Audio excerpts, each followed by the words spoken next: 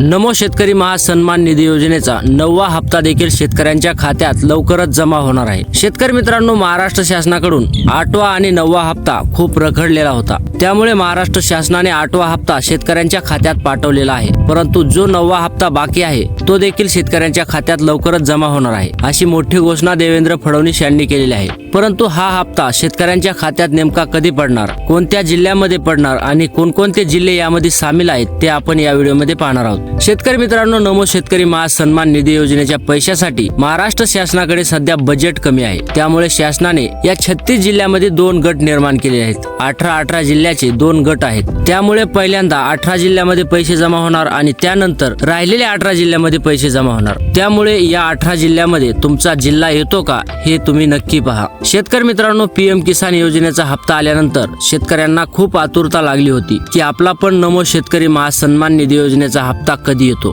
त्यानंतर महाराष्ट्र शासनाने आपल्या शेतकऱ्याची अडचण लक्षात घेऊन नमो शेतकरी महासन्मान निधी योजनेचा 8वा हप्ता वितरित केला, परंतु अजूनही 9वा हप्ता वितरित केलेला नाही। ज्या ठिकाणी 9वा हप्ता शेतकऱ्यांच्या खात्यात जमा व्हायचा होता त्या ठिकाणी महाराष्ट्र शासनाने 8वा हप्ता जमा केलेला आहे। अगोदर सांगितलं जात होतं की दोन्ही हप्ते 8वा आणि 9वा हप्ता सोबतच शेतकऱ्यांच्या खात्यात जमा करू, परंतु तसं न करता सरकारने दगाबाजी करून फक्त 8वाच हप्ता शेतकऱ्यांच्या खात्यात जमा केला। परंतु महाराष्ट्र शासन आता तसं न करता 9वा हप्ता देखील शेतकऱ्यांच्या खात्यात जमा करणार आहे। शेतकरी मित्रांनो, महाराष्ट्र शासनाकडून नमो शेतकरी महासन्मान निधी योजनेच्या या हप्त्याची तारीख ठरलेली आहे आणि त्याच तारखेवर आता 9वा हप्ता वितरित केला जाणार आहे। मुख्यमंत्री देवेंद्र फडणवीस आणि मंत्रिमंडळाच्या बैठकीमध्ये हा मोठा निर्णय घेण्यात आलेला आहे, तर शेतकऱ्यासाठी हा डबल धमाका ठरणार आहे। शेतकरी मित्रांनो, आपण आतुरतेने वाट पाहत होतो 9व्या हप्त्याची, ती वाट पाहणं, ती प्रतीक्षा आता आपली संपलेली आहे।